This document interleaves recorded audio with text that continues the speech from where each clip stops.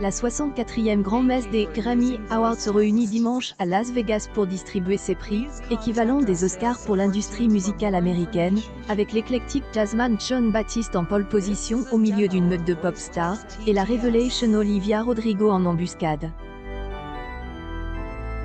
Pour la première fois de l'histoire de cette compétition tout en lumière et paillettes, le gala se tiendra à Las Vegas, les organisateurs ayant dû reporter à cause de la pandémie la cérémonie initialement prévue à Los Angeles le 31 janvier dernier.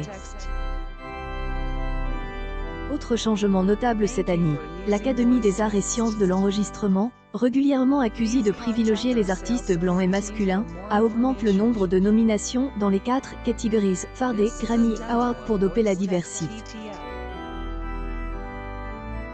La megastar canadienne Justin Bieber, coqueluche des réseaux sociaux, sera en lice dans 8 catégories, tout comme Usher, chouchoute des Grammy Awards, et l'étoile montante Doja Cat, lors de cette soirée de gala qui sera présentée par l'humoriste Trevor Noah. Autre enfant chéri de l'Académie, Billie Eilish, fraîchement oscarisée avec la chanson du dernier James Bond, briguera cette trophée au total mais risque cette fois de trouver sur son chemin l'encore plus jeune Olivia Rodrigo.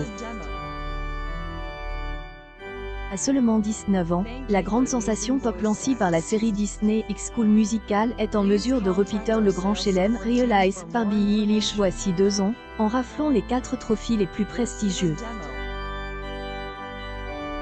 Elle est en tout cas donnée comme ultra favorite dans la catégorie Revelation de l'année.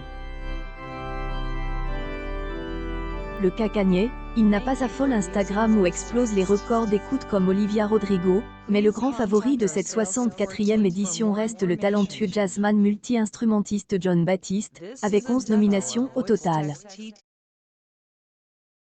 Pianiste virtuose, chef d'orchestre, militant antiraciste et compositeur oscariste pour la musique du film d'animation Soul, Jon Batiste est en outre connu du grand public américain. Depuis 2015, il est directeur musical de la très populaire émission de télévision The Late Show with Stephen Colbert.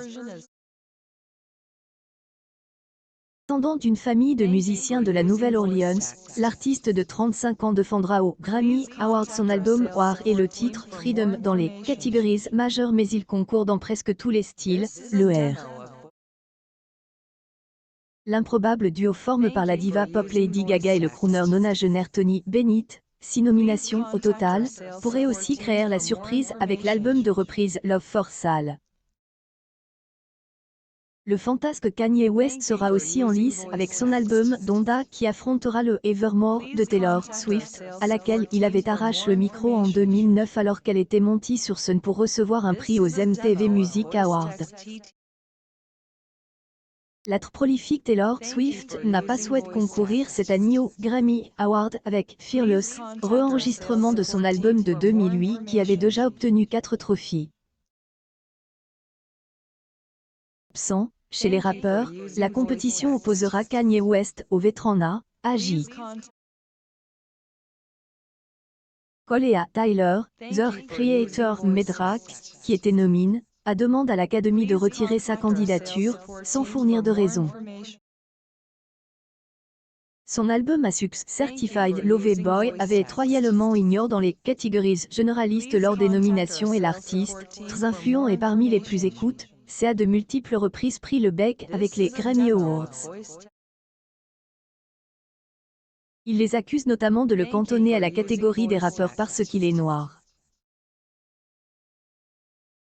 Explosif Cardi B en Megan Thee Stallion, qui avait enflammé la scène des Grammy l'an dernier en se frottant l'une contre l'autre, jambes écartées sur un lit pour un duo sur le tube WAP, s'affronteront cette fois dans la catégorie meilleure performance de rap.